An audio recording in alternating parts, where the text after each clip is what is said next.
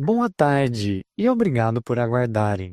Sejam bem-vindos à teleconferência da ALUS para a discussão dos resultados referentes ao segundo trimestre de 2025. Estão presentes hoje conosco os senhores Rafael Salles, presidente, Vicente Avelar, diretor de operações, e a senhora Daniela Guanabara, diretora financeira e de relações com investidores. Informamos que esse evento está sendo gravado e que todos os participantes estarão apenas ouvindo a teleconferência durante a apresentação da companhia. Em seguida, iniciaremos a sessão de perguntas e respostas apenas para analistas e investidores, quando instruções adicionais serão fornecidas. Esse evento também está sendo transmitido simultaneamente via webcast, podendo ser acessado no endereço ri.alus.co, onde se encontra disponível a respectiva apresentação. O replay desse evento estará disponível logo após seu encerramento por um período de uma semana. Gostaríamos de informar que perguntas só poderão ser feitas através do aplicativo Zoom.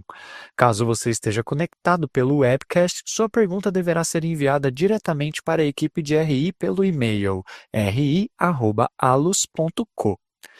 Antes de prosseguir, gostaríamos de esclarecer que eventuais declarações que possam ser feitas durante essa teleconferência, relativas às perspectivas de negócios da companhia, projeções e metas operacionais e financeiras, constituem-se em crenças e premissas da diretoria da companhia, bem como em informações atualmente disponíveis.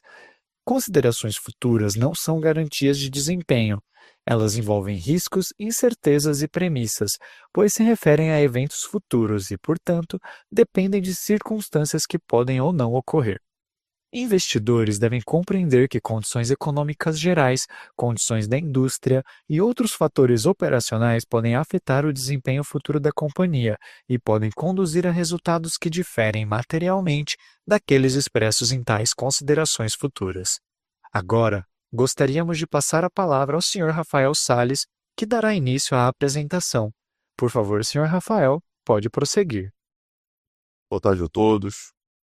Muito obrigado pelo interesse nos resultados da ALUS.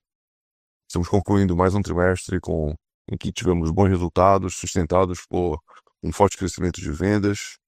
Aceleramos o crescimento de receita e obtivemos ganhos de eficiência, tanto em custos quanto em despesas, ambos com quedas nominais, potencializando o que a gente vem falando do nosso benefício de ter maior escala. Antes de partir para a apresentação, eu queria comentar que nós estamos bem satisfeitos com a evolução dos nossos aplicativos e programas de benefícios. Nesse segundo trimestre, nós concluímos o rollout em mais de 25 shoppings e já alcançamos no primeiro mês o engajamento de 25% dos lojistas que dão prêmios nos nossos aplicativos, nos nossos programas de benefícios, nos shoppings novos, o que é um número muito expressivo, já um quarto da nossa base já participando, uma vez que reduz o custo de implementação dessa ferramenta, que é importantíssima para o nosso engajamento de clientes e dos consumidores. E esse marco demonstra a maturidade do nosso ecossistema, que agora conta com 34 shoppings, com apps e programas de benefícios. Nós vamos dar mais detalhes nos próximos trimestres, com detalhes sobre a participação dos consumidores e outros dados importantes para vocês poderem mensurar a importância dessa ferramenta de gestão de marketing e engajamento. Também queria destacar a assinatura do contrato com a Aena, entre a Hello e a Aena, para gestão e comercialização de mídia indoor out of home em 17 aeroportos do país, por um período de 10 anos.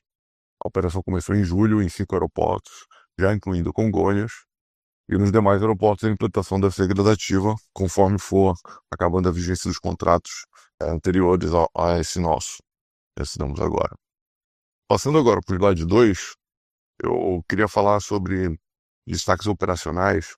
E nesse segundo TRI, as vendas nos nossos shoppings superaram 10 bilhões de reais, um avanço de quase 10%, 9,5%. O indicador Same Store Sales cresceu 7%, e a diferença de crescimento de vendas totais e Same Store Sales continua evidenciando que a gente vem fazendo um bom trabalho de renovação de mix com lojistas que têm performance ainda melhor de vendas do que os anteriores. E mais importante, entregando experiências melhores e mais encantadoras aos nossos clientes, dos nossos shoppings. Isso se traduz também em maiores resultados, como pode ser visto pelo indicador de same-store rent, que também foi de 7,7% agora no segundo trimestre, um crescimento bem expressivo acima da inflação. Em termos de destaques regionais, o crescimento principalmente veio do Sudeste e do Norte, esse trimestre, crescendo 10,7% e 10,3% respectivamente. Outro indicador importante, o de vendas por metro quadrado, continua avançando, né? E a gente gosta de comparar com o período pré-pandemia, em 2019, que mostra que de lá para cá a gente teve um CAGR de 8%, um crescimento total de quase 60% nas vendas por metro quadrado. A gente também vem se empenhando para que os shoppings se mantenham ocupados, e a gente trazendo sempre novidades importantes, produtos novos e experiências novas para os consumidores.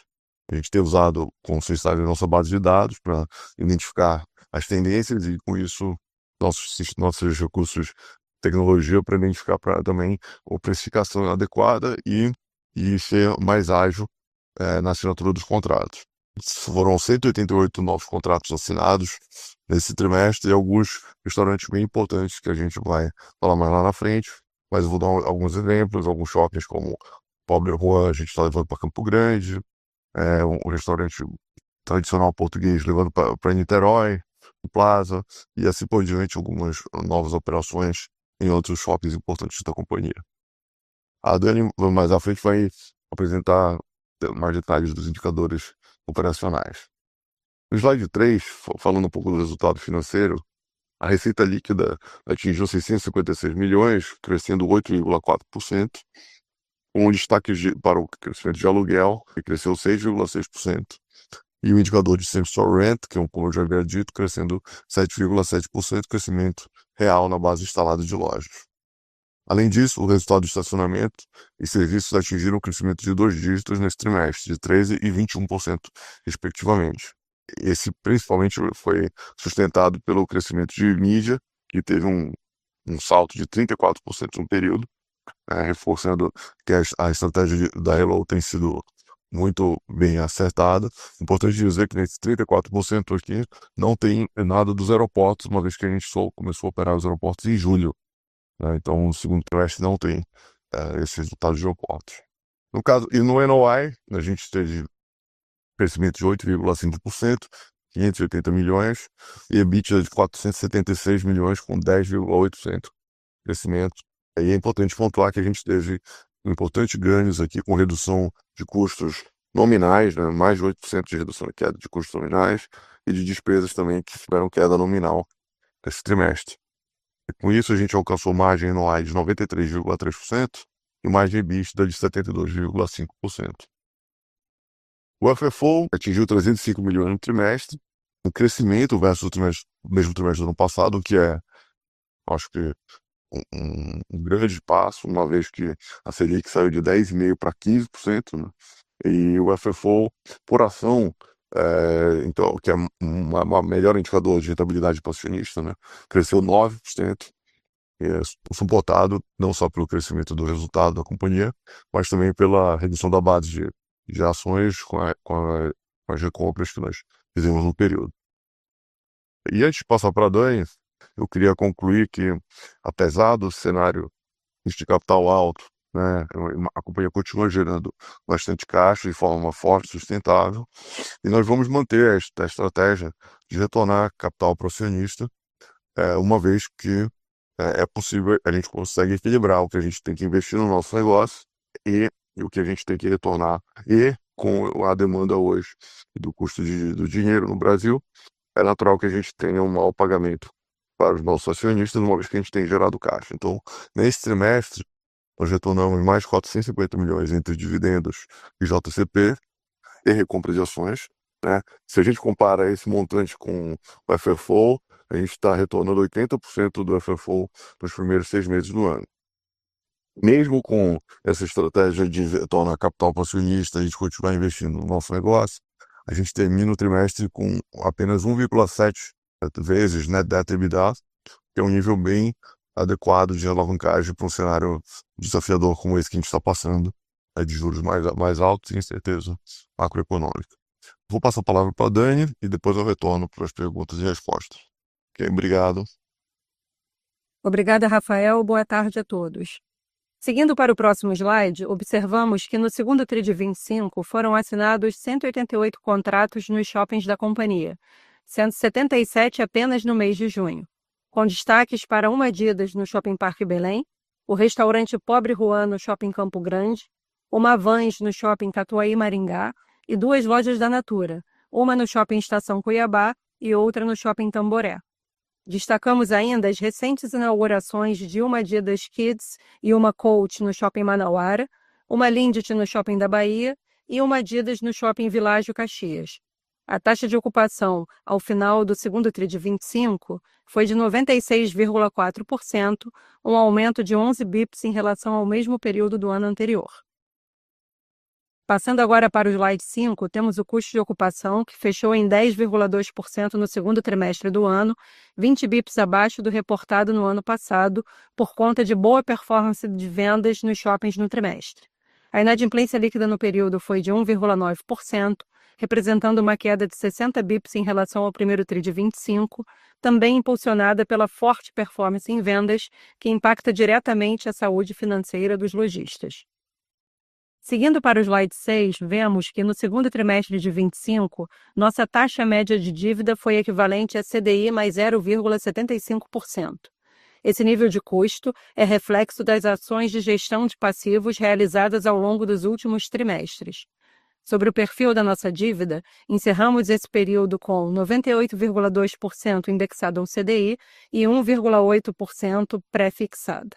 A nossa alavancagem permanece baixa em 1,7 vezes dívida líquida EBITDA. Seguindo para o próximo slide, nesse trimestre demos continuidade à série de estudos de casos que evidencia a força do nosso portfólio. Dessa vez, falamos sobre os nossos shoppings situados nas regiões Centro-Oeste e Sul. A Allos tem um market share de vendas de 23% no Centro-Oeste e de 13% no Sul. Olhando para o crescimento dos nossos shoppings nas regiões, o nosso CAGR de NOI no Centro-Oeste foi de 15,6% e no Sul de 8,7% entre 2019 e 2024. Seguindo para o próximo slide, falamos um pouco do nosso business de mídia, que é um dos destaques de crescimento da companhia. A linha de mídia entregou uma receita total de R$ 46 milhões no segundo TRI de 25, 31% maior que o registrado no segundo TRI de 24, o que representa 6,4% da receita da Allos no trimestre, e 110 bips a mais que a representatividade atingida no segundo TRI de 24. A Hello passou por uma importante expansão de mercado ao firmar uma parceria com a Anel para gerir e comercializar mídia out of home em 17 aeroportos pelos próximos 10 anos. Como comentado pelo Rafael, a operação se iniciou em julho em 5 desses aeroportos, incluindo Congonhas. Os demais começaremos a operar gradativamente na medida em que os contratos anteriores se encerrem. Com essas iniciativas, a Hello reafirma sua posição como referência em mídia digital e experiência para o varejo e o mercado de comunicação em geral, ampliando suas fronteiras e conectando marcas a novos públicos em múltiplos formatos e ambientes. Seguindo para o próximo slide, falamos um pouco sobre o programa de benefícios. No segundo trimestre, mais 25 shoppings receberam o aplicativo e o programa. Em maio, que foi o primeiro mês completo após a implantação, esses empreendimentos superaram as projeções de desempenho e já capturaram 17% do GMV do mês, além de 25% dos lojistas já estarem engajados e entregando benefícios. No total, hoje temos 34 shoppings com o programa instalado, contribuindo para o fortalecimento do ecossistema Allos. Seguindo agora na apresentação, trazemos alguns destaques recentes da nossa jornada de sustentabilidade.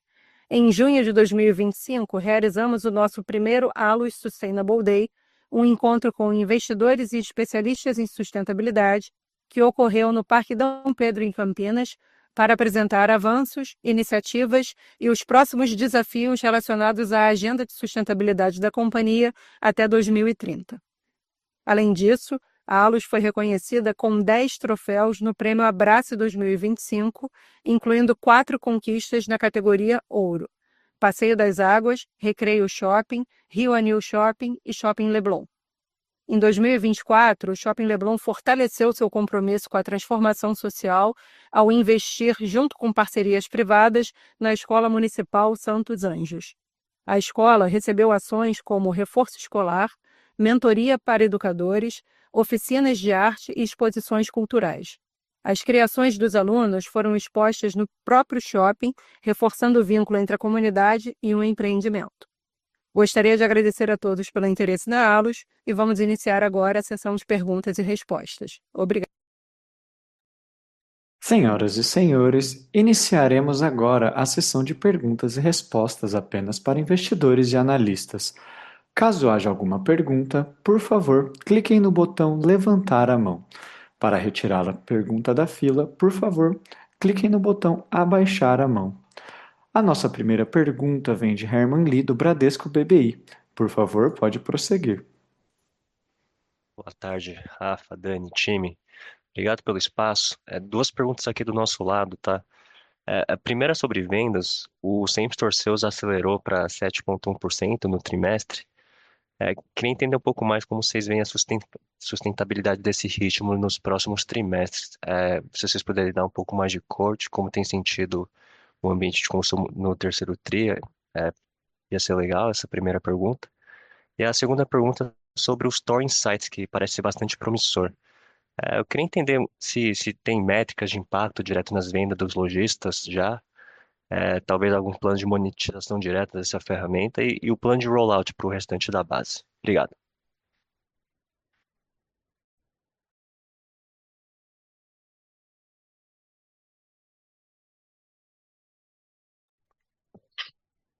Mano, prazer. Obrigado pela pergunta. É, Primeiro sobre a monetização do Store Insights, ainda é um produto muito jovem, muito novo. Realmente a adesão é muito positiva, a demanda parece muito boa mesmo, mas ainda não dá para dizer que foi por conta dessa ferramenta que a gente começou a ver vendas melhores. Eu acho que isso aqui é um investimento para que o lojista tenha um maior engajamento com a gente, né, e com o shopping, se sinta mais equipado para operar e que no longo prazo a gente vai ter benefícios dessa ferramenta, tanto em receita para a companhia, quanto em performance de vendas melhores para os nossos lojistas. Isso ainda é um plano, assim como já foi a Hello no passado e como foi os programas de benefícios, que hoje já são uma realidade, tanto em receita quanto em engajamento do lojista. Em termos de vendas, o mês de julho é, teve uma desaceleração em relação ao trimestre anterior, principalmente nas linhas no que tem a ver com o cinema, com lazer e entretenimento, por conta dos filmes que foram passados, que tiveram em cartaz nesse período, que a gente teve no ano passado um sucesso muito grande de alguns filmes, alguns lançamentos, e esse trimestre mais fraco, esse mês de julho um pouco mais fraco.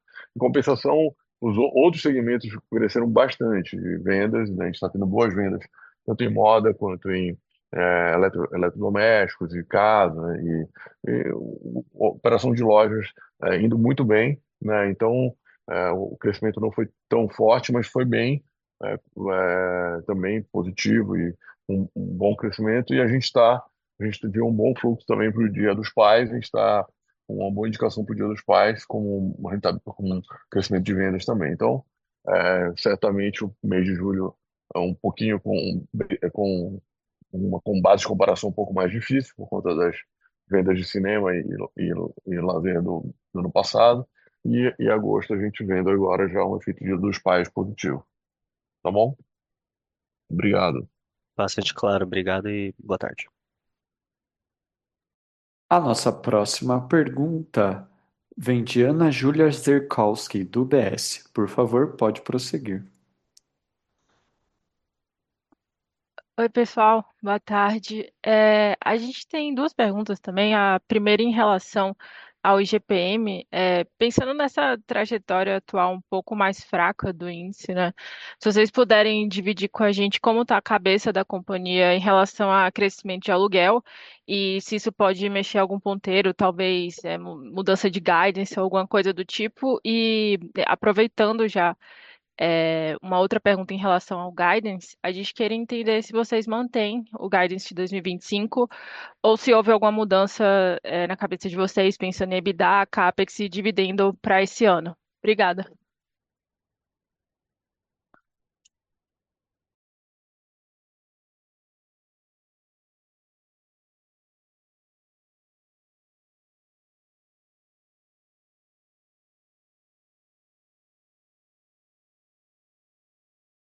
Oi, Ana, aqui é a Dani, tudo bem?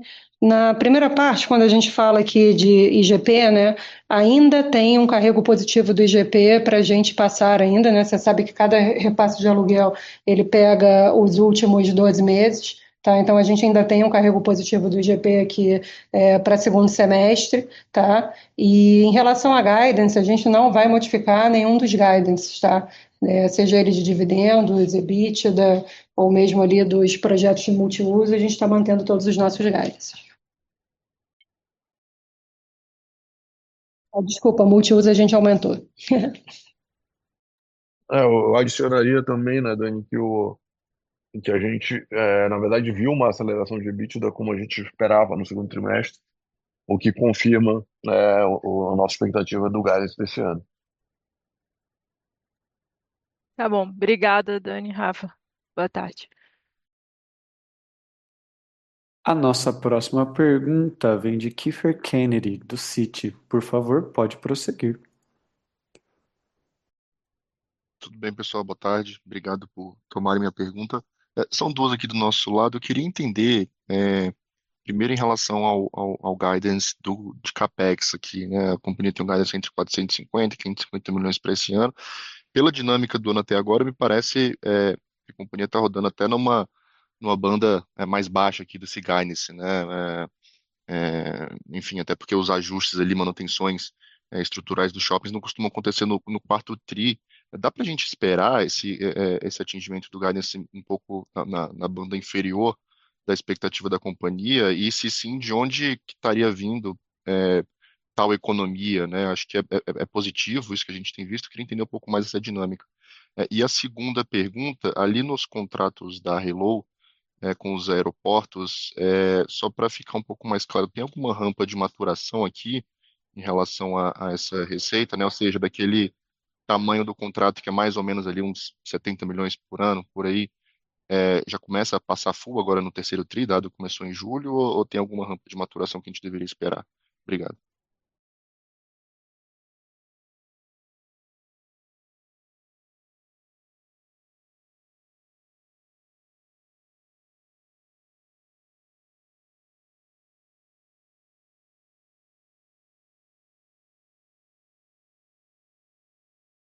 Oi, Kiefer, a Dani aqui, tudo bem? Obrigada pela tua pergunta. Em relação ao guidance do CAPEX, acho que você tem razão. A gente está mirando mais o bottom do guidance para esse ano. Tem um ponto bem específico aqui que nós implementamos o ERP aqui no segundo TRI, né? Foi um sucesso absoluto aqui dentro da empresa. E você já pode perceber aqui uma redução de CAPEX por conta disso. E a intensidade de CAPEX, inclusive em relação ao ERP ano que vem, é obviamente muito mais baixa também, tá? Então, tem essa tendência da gente ficar no bottom esse ano e para ano que vem já não ter mais esse pedaço aqui do ERP passando em CAPEX. E agora aqui para a segunda pergunta da Hello, vou passar aqui para o Vicente. Oi, Kiefer, boa tarde.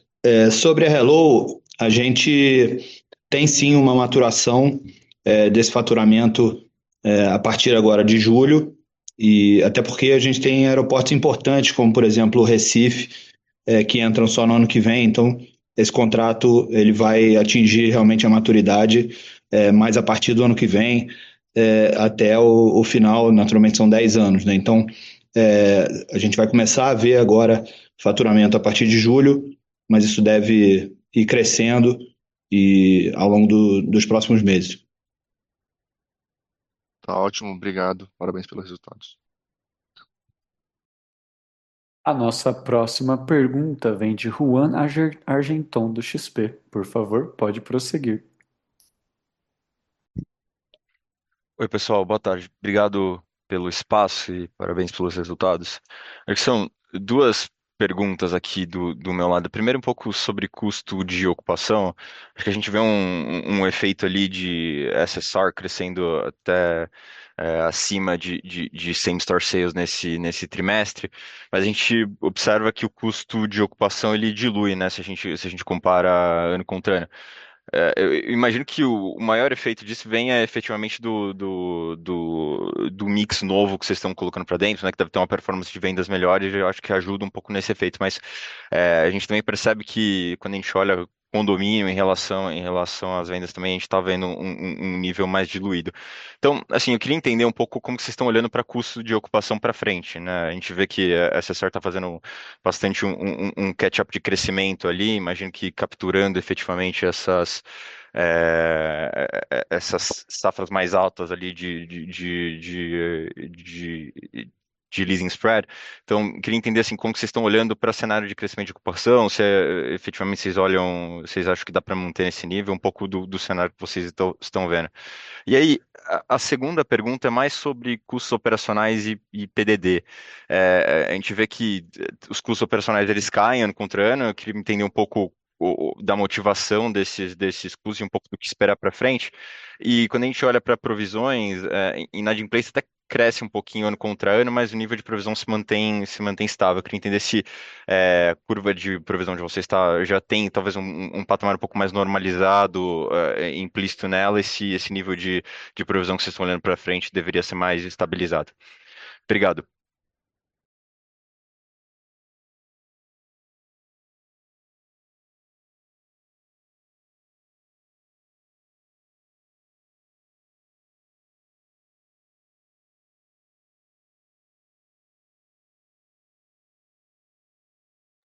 Oi, Juan, aqui é o Rafa falando, tudo bem?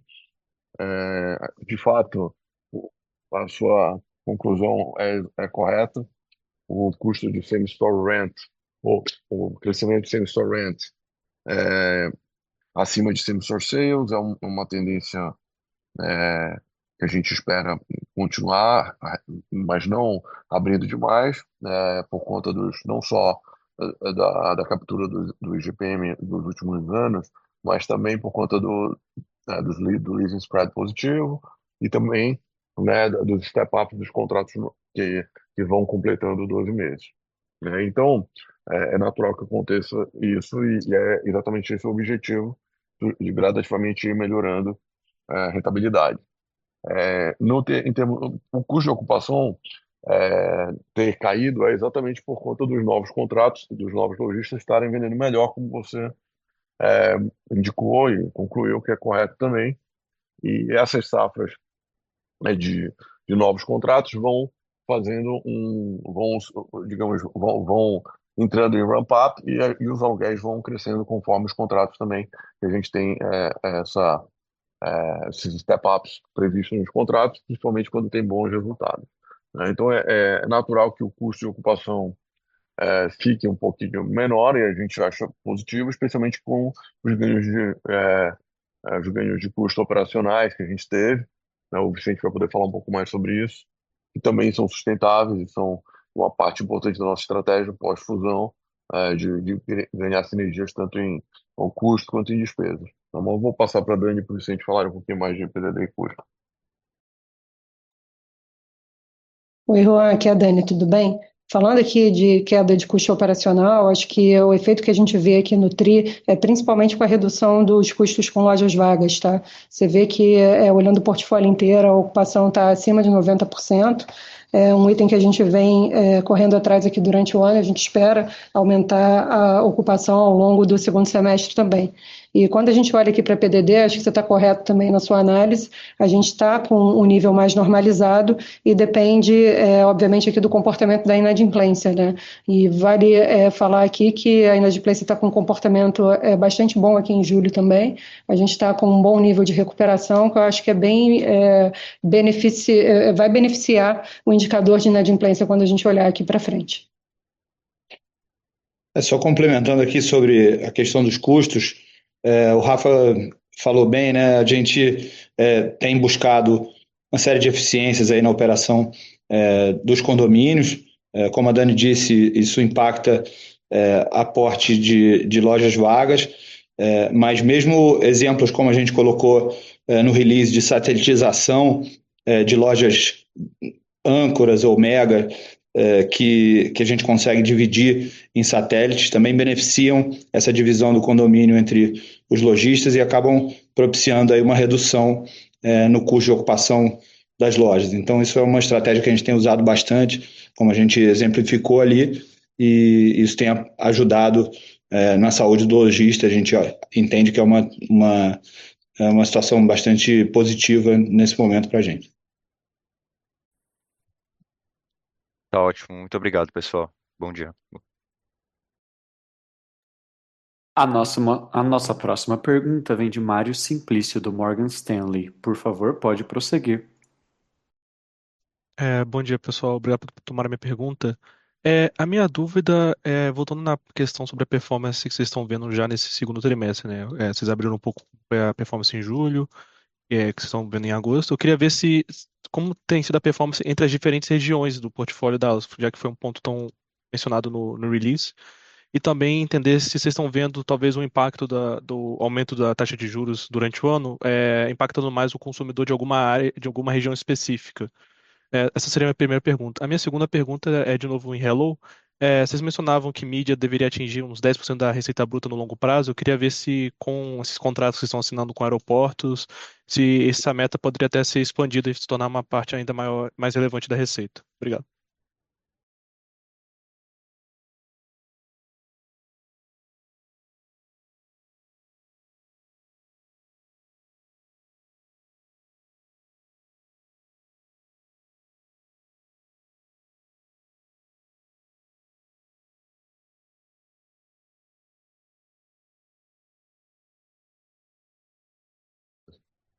Bom, Mário, obrigado pela pergunta. A gente tem a performance de vendas regionalmente, como você viu, foi bem espalhada, né? O trimestre anterior também já tinha sido assim, com o trimestre anterior um pouco mais forte no Centro-Oeste.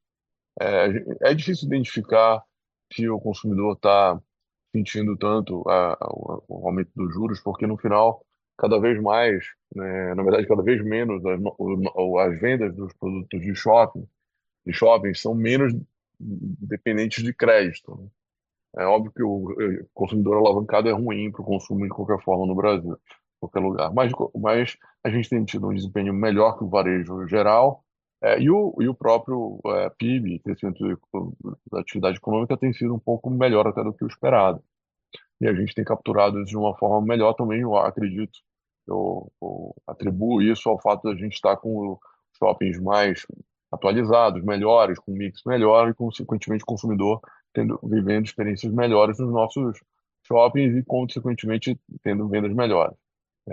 Então, regionalmente falando, vocês podem ver até na abertura Shopping a Shopping, tem alguns lugares que tiveram vendas mais fracas, mas a média do portfólio, realmente, mesmo nessas regiões que tiveram vendas mais fracas, tem shoppings que compensam e a gente acaba tendo crescimento em todas as regiões em que a gente está exposto. Então, acredito que essa tendência tende a continuar e a gente está, assim, estamos bem convictos de que o portfólio está muito, muito bem balanceado. E eu vou passar sobre Hello, vou passar para o Vicente e para a Dani falar, então.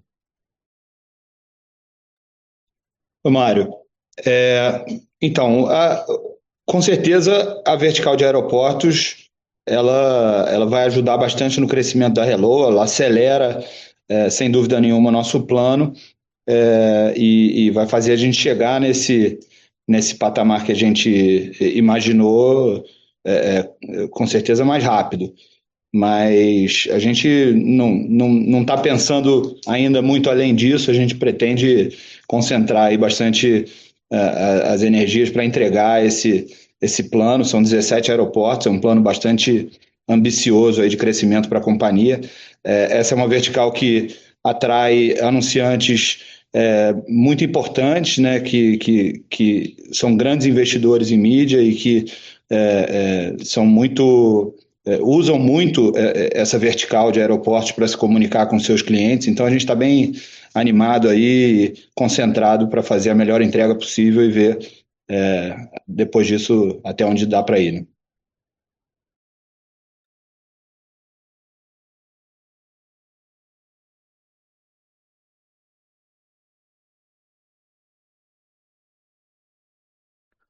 A nossa próxima pergunta vem de Rafael Heder, do Safra. Por favor, pode prosseguir.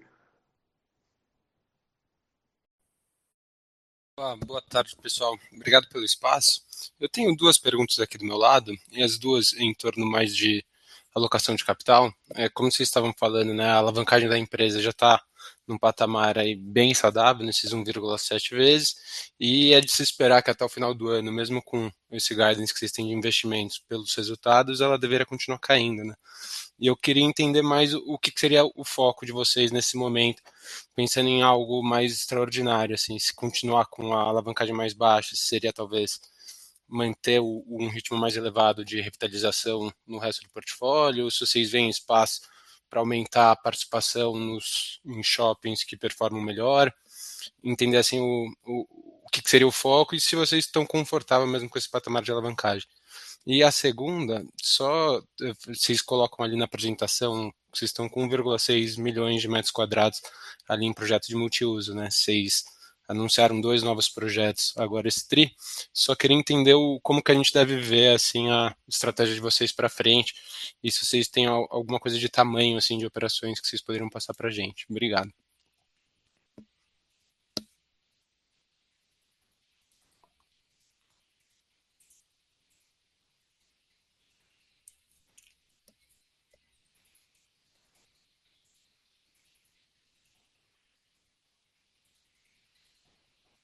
Oi, Rafael. Obrigado pela pergunta. Bom, em termos de alavancagem, né, realmente a gente está com um nível, acho que adequado. Obviamente que no momento de juros subindo a 15, o ideal era não ter dívida, né, não ter financiamento, mas a gente usa isso tanto para fins de eficiência tributária, quanto também para uma estratégia de longo prazo, que foi acessar o mercado de capitais e reduzir o custo das nossas dívidas, o que foi executado de uma forma muito bem feita, tanto com o alongamento dos vencimentos, quanto com queda do custo do financiamento por meio das emissões diretas, né, de CRI, debêntures, etc. Então, isso nos permitiu chegar aqui. Quanto à alocação de capital proveniente desse balanço robusto e saudável, a gente entende que agora está no momento da gente fazer avaliações com muita prudência, muita cautela, esperando para ver para onde que vai o cenário macroeconômico, o cenário político, né, e tudo que influencia, todos os agentes externos que influenciam principalmente as decisões de capital, como investidor e a companhia como investidora e nós, né, como acionistas da companhia, o que a gente entende que é o melhor para a empresa. Então, nesse momento a gente vai continuar com alguns projetos de expansão, alguns projetos de o que a gente chama de redesenvolvimento, né? Áreas que a gente entende que podem ter melhor performance operacional, que tem rentabilidade, projetos que são de transformação de áreas atuais dos shoppings tanto em satelitização quanto em desenvolvendo outros usos dentro do shopping. Então, isso tende a ser algo que a gente vai continuar fazendo. Dentro desse range que a gente tem apontado, de fato, tudo leva a crer que a gente vai ficar muito mais próximo do bottom do range do CAPEX, tanto por conta da melhoria do, da gente ter implementado já o nosso ERP, quanto por a gente estar fazendo os projetos de uma forma gradativa, cuidadosa, esperando o melhor momento para a gente acelerar quando for adequado e voltar a crescer, principalmente por meio de expansões. Hoje a gente está fazendo as expansões mais óbvias, que têm, de fato, uma rentabilidade clara e que tem uma implantação muito mais rápida para que o resultado, os aluguéis comecem a vir também de uma forma mais rápida. Tanto que nós vamos ter pelo menos 3 inaugurações importantes esse ano de projetos que começaram ano passado. né? Então, isso vai gerar NOI no quarto tri, mas principalmente para o ano que vem.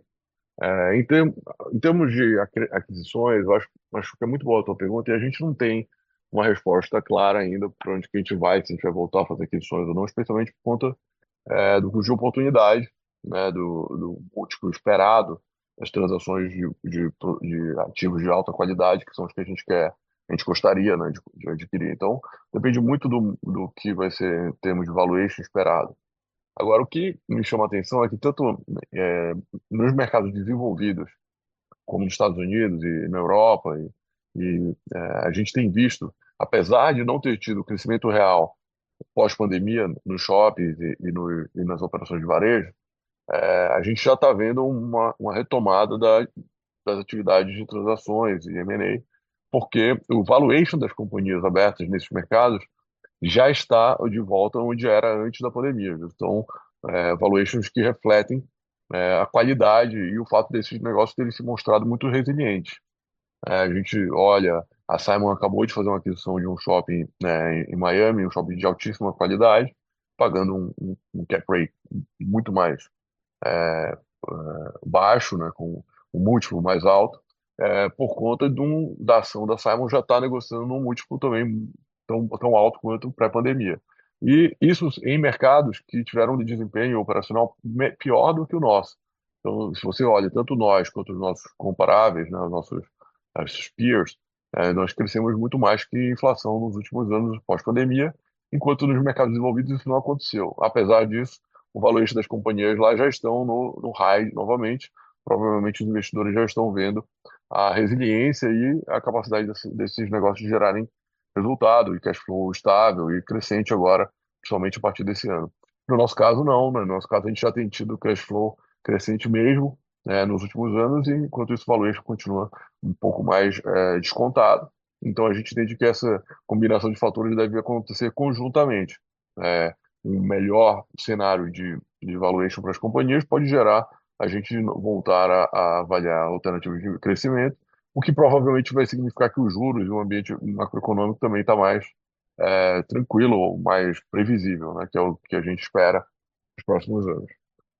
Além disso, em termos de multiuso, acho que a gente fez alguns anúncios importantes, né? O nosso objetivo, a gente quer ter uma geração de resultado operacional recorrente num determinado tamanho que a gente ainda não deu de guidance, mas que a gente está trabalhando para atingir, para que anualmente a gente já tenha um determinado número de contribuição do nosso lucro que venha dessa operação, né? Seja FFO, seja lucro, vindo dessa nossa operação de desenvolvimento de multiuso, que a gente entende que é um business recorrente nosso, a gente tem um time desenvolvendo isso full time e agora esses projetos todos estão começando a entrar na linha de receita e gerando resultado gradativamente. Então, a gente imagina que daqui a um ano, ou talvez um ano e pouco, a gente consiga dar uma previsibilidade de rentabilidade que esses projetos vão ter e como eles vão impactar lucro e resultado nos próximos anos. Tá bom? Obrigado, Rafael. Pô, obrigado, ficou super claro. Boa tarde, pessoal. A nossa próxima pergunta vem de Matheus Meloni, do Santander. Por favor, pode prosseguir. Opa, boa tarde, pessoal. Tudo bom? Obrigado pelo espaço aqui de fazer a pergunta. Acho que do nosso lado também duas, né? Acho que a primeira, queria entender um pouco do programa de fidelidade, né? Acho que a Dani já deu um pouco de cor aí no começo do call, mas queria entender um pouco sobre o rollout aí para todo o portfólio, o que a gente pode esperar e também acho que quais features vocês estão pensando em colocar lá dentro. Acho que, por exemplo, a CAG, que é a empresa de recarga de carros elétricos, acho que é um potencial, mas assim, entender o que mais vocês estão pensando, enfim, estratégia geral do programa de fidelidade. E a segunda, né, acho que olhando aqui, né, o porte da companhia e toda a agenda de sinergia, né, queria entender o que vocês enxergam aí de potencial para redução de G&A olhando para frente, tá? Acho que do nosso lado é isso. Obrigado.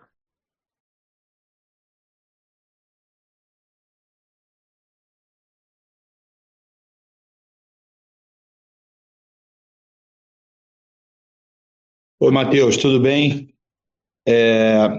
Como a gente falou, o próprio Store Insights, né, ele acaba sendo uma derivada, ou vamos dizer, um componente dessa estratégia do ecossistema, né? O rollout do Loyalty vai nos permitir falar com uma quantidade de consumidores muito maior, capturando o comportamento de vendas, né, o comportamento de compras desses consumidores, e isso vai nos trazer oportunidades, tanto para ativar esses consumidores e fazer com que eles se engajem mais no shopping, participem mais das promoções, tenham benefícios, que é o que já está acontecendo, mas também vai garantir que a gente consiga ativar os lojistas, né, fazendo com que eles falem com esses consumidores, vendam mais, criem promoções exclusivas, segmentadas. Então tem uma série de produtos, o Store Insights é um deles, que a gente está rolloutando agora em conjunto com a chegada do programa de fidelidade a praticamente todo o portfólio, né? Então isso permite a gente criar alavancas de promoção, permite a gente criar gift back, soluções de patrocínio.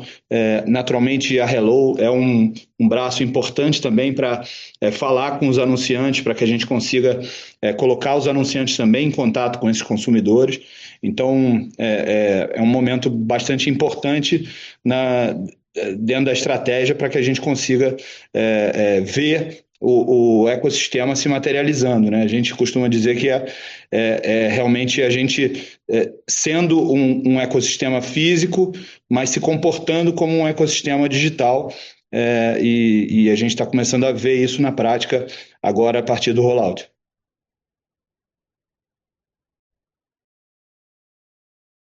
Boa.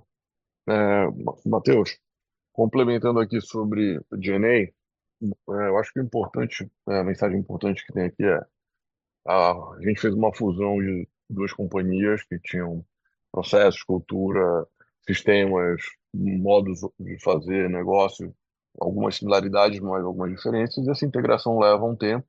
Acho que a gente conseguiu integrar de uma forma muito cuidadosa, de forma a gerar, não ter nenhum tipo de disrupção no nosso negócio.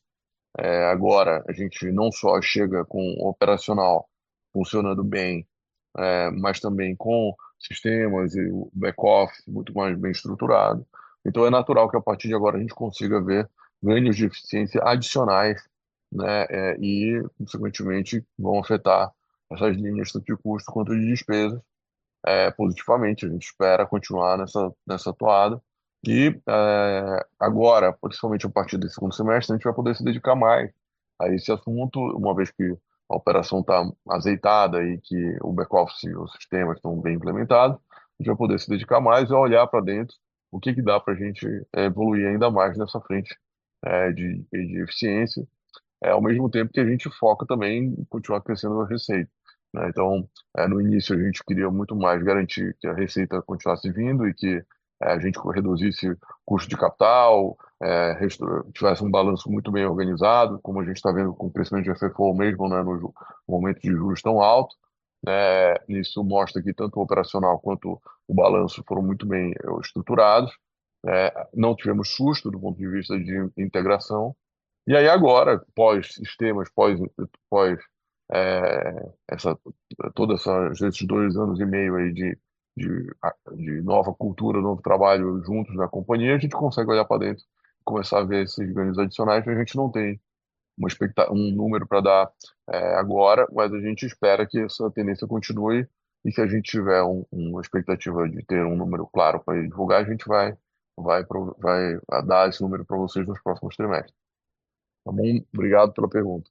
Opa, muito obrigado, pessoal. Boa tarde. A nossa próxima pergunta vem de Igor Machado, do Goldman Sachs. Por favor, pode prosseguir. Boa tarde, pessoal.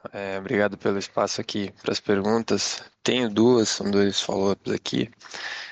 O primeiro no cenário de M&A, né?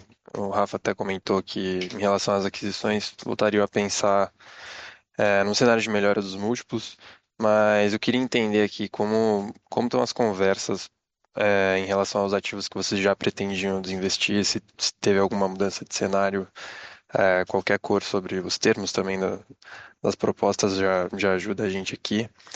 E a segunda, em relação ao CAPEX aqui também, é, em relação às expansões, né, eu queria entender um pouco melhor. O Rafa também comentou que eventualmente continuam fazendo essas expansões e por enquanto estão fazendo as que têm o maior retorno. Então, qualquer cor que vocês puderem dar aqui em relação a como vocês medem esse retorno do CAPEX investido em expansão já ajudaria a gente. Obrigado.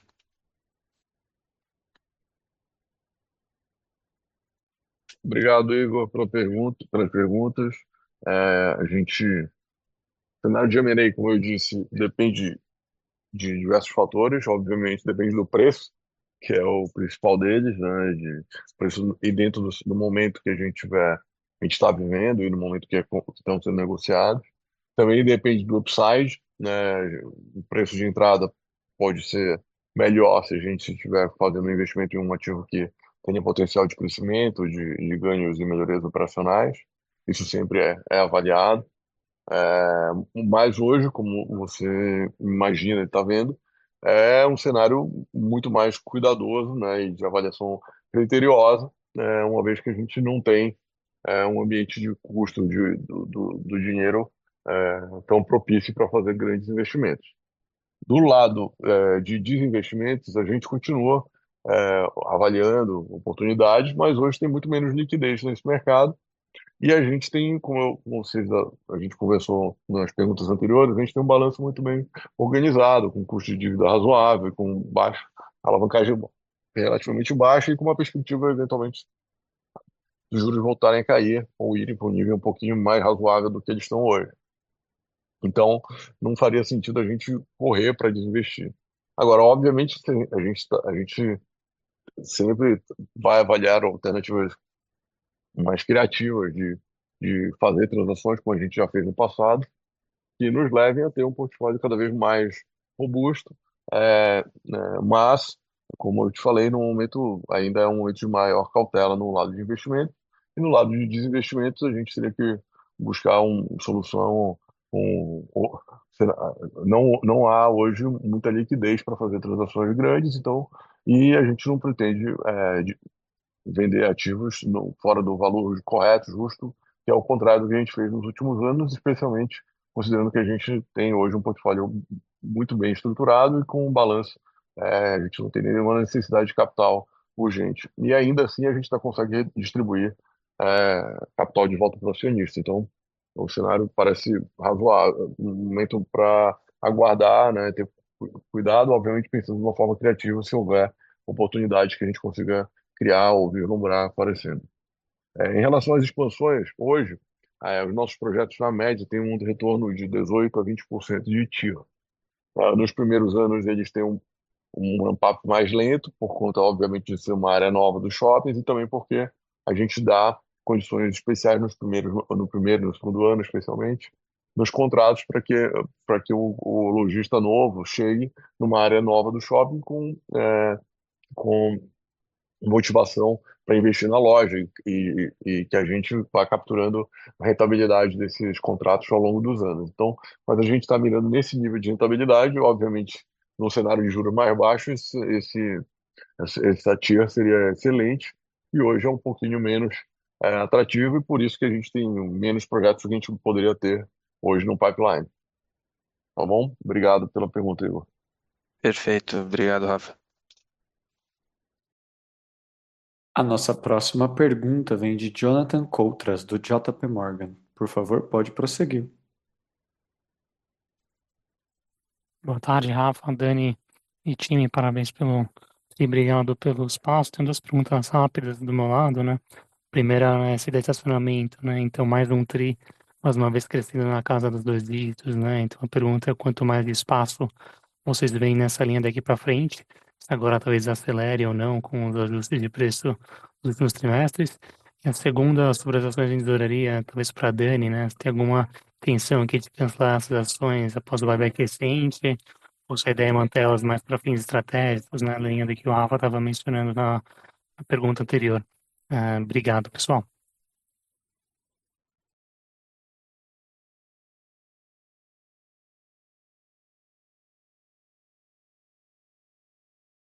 Oi, Jonathan, tudo bem? É Dani. Falando aqui primeiro do estacionamento, acho que a gente fez um movimento de preço robusto aqui nos últimos anos. O espaço agora é um pouco mais limitado, né? Olhando sempre aqui para a sensibilidade do fluxo, tá? Então, vamos ter aqui uma oportunidade ou outra mais pontual e o grosso desse movimento já foi. Quando a gente fala aqui de ações em tesouraria, a gente tem um volume de ações ali, mas como a gente já escreveu e a gente fala sempre, essas ações são ações que serão canceladas, tá? Então, para efeito de distribuição de dividendo, para efeito de cálculo de múltiplos, é como se essas ações já tivessem canceladas. Perfeito, Assim, obrigado. assim que for possível, a gente vai cancelá-las e a gente está preparando, caminhando nesse sentido. Obrigado, Rafa. Não havendo mais perguntas, encerramos neste momento a sessão de perguntas e respostas.